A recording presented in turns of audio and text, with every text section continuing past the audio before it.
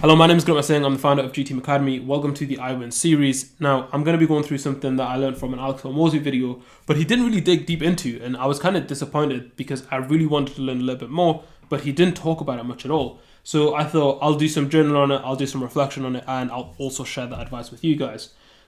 So Hormozi's got a video which is like the 4 steps that you've got to take to fix your business. And the 4 things that he talks about are the 4 levers that he looks for when he's trying to scale and build companies. And he says the first thing is traffic, then it's conversion, then it's price, and then it's churn.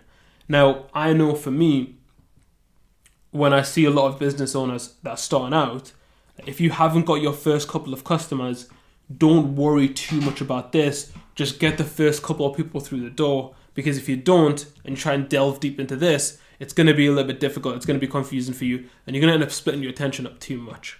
Okay, so if you want to know how to get your first 5 customers, there's plenty of videos out there. Like Hormozi's got a really good video on how to get your first 5 customers, so go watch that. If not, I'll probably do another video on that as well. But for now, I want to focus on like what these 4 levers are and how you can utilize them effectively, and more so how you spend your time around them. Actually, like that's actually the thing that I specialize in, and also the thing that I think most entrepreneurs have a hard time with, that they don't know how to spend their time. So let's take a step back and say, okay, we've got these 4 different areas: traffic, conversion, price, and churn. If you've already got your first couple of customers, the next thing that you should be looking at is traffic, right? And I like to try to contextualize this a little bit, because let's say I've got a goal of hitting 25k a month.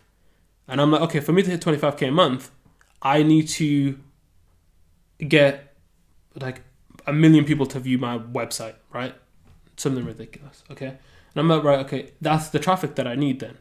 And then what some entrepreneurs will do is they'll think, okay, well then how do we get 1 million people on? But then they don't actually build out the next stage, which is conversion. They have really poor conversion rates, and then 1 million people have viewed their website and no one's converted, and now you've lost those eyes, right? So it's not like you can just focus in on one thing and then just focus in on the next. And like these things work together, okay? Because like from a traffic, conversion, and then price point of view, like if your pricing is out compared to the traffic that you're generating, like these things need to be in conjunction or it's not going to work, okay?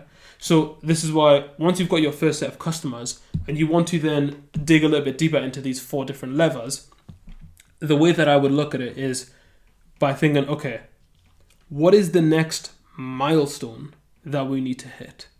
Okay, like let's say you're doing 5k a month and you want to get to 10k a month. Okay, you've got these 4 different levers: traffic, conversion, price, and churn, and you want to get to 10k a month.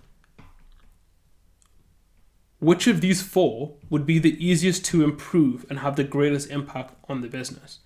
You might not even need to improve the traffic. Maybe you just need to increase the number of conversions that you have, okay? So just go through and pick one of them and get really good at that. And then once you fix that, then you can move on to the next thing. I know for me and my business, the main thing that we're actually working on at the moment is traffic.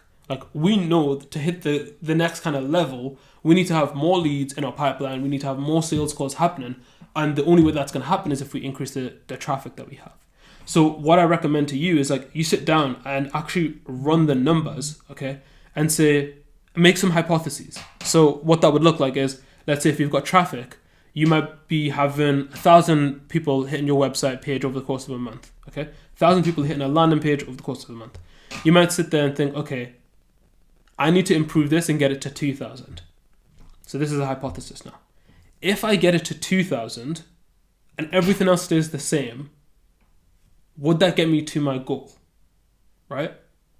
And if the answer is no, then you've got to think about what is the new hypothesis. Maybe I need to get 5,000 people looking at my website, right? And maybe you need to change the traffic goal. Or you then look at the next thing and you say, okay, I could try and increase the number of people that view my website, right? That's one thing that I could do. Or I could look at the number of people that I'm converting on a sales call. So I could be like, okay, so this many people are looking at my website and this many people are booking in a call. Out of the people that are booking a call, let's say I'm closing 10%, 20%, I'm like, okay, maybe I need to get this up to 40%, and that would actually get me to my financial goal. So you look at each layer and be like, okay, if I increase the traffic, would that get me to my goal? Yes or no? If so, should I invest in this? How much would it cost? what would be the return of investing my time in this? And then you compare that to a hypothesis for your conversion.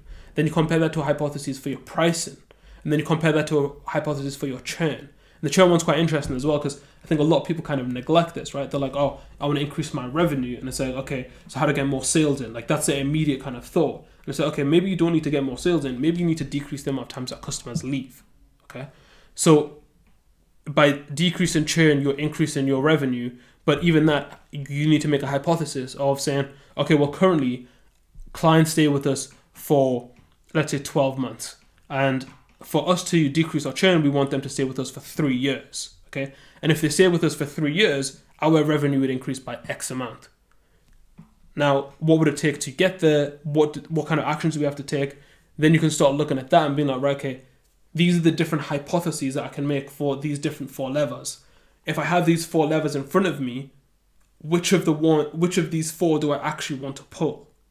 Like, and the thing is, like I mentioned, like it's not a one size fits all. Like, it's not like you can just do one and that's it. Like, there might be the case where, okay, you've got to increase your traffic, and then the bottleneck for increasing traffic becomes really thin, and it's really hard to increase your traffic anymore. So the next easiest thing to do might just be going and increasing your conversion. Then the next easiest thing might be go and fixing your churn. And then after that, you might want to come back and fix your pricing. I don't know, right? But what I do know is that if you look at your business through these 4 levers and think, okay, which lever is the easiest to pull and it's going to give us the highest ROI, that kind of thinking is what's going to help you to utilize your time more effectively, right? Because you just can't wake up at the start of the week and think, I'm going to go and fix all 4 of these different issues in one go. Because if it was that easy to fix these issues, you probably wouldn't have them in the first place. It's quite hard to fix a traffic issue. It's quite hard to fix a conversion issue, a price issue, a churn issue. These are not easy, like they're just not easy to do. But if you create a hypothesis and you say, this is what I'm trying to do, this is what I think will happen if I make X, Y, and Z changes, then from that point, it's a much, much easier for you to say, okay, yeah, I thought that by doing this, I would get to this point. And then you go out and do it. And then if it happens, great. And if it doesn't happen, you're like, okay, how do I then create another hypothesis that I think is going to help me actually get to where I'm going to get to? So if you're a business owner and you're looking at this, I think you could watch this video and I would be confident in saying, you know, within your own business that there's one of these 4 areas, traffic, conversion, price, or churn, that you can go through and you can optimize or you can remove a constraint within this to allow you to grow the business and allow you to make more money ultimately. So I would encourage you, and this is something that me and Adnan, we've got strategy on Sunday. Me and Adnan are going to be sitting down and we're going to be going through these different things again, creating some hypotheses, saying like this is what we expect to happen. But this framework is so valuable that I just thought it's worth sharing with you guys. And I hope Hormozi does like a more detailed video in the future. And if he does, I'll definitely link that below. But until then, hopefully this is enough for you guys to take this and be like, right, I know what I need to do next. I know what the constraint of the business is. So that's all from me. I hope you guys enjoyed this episode and I will speak to you guys soon.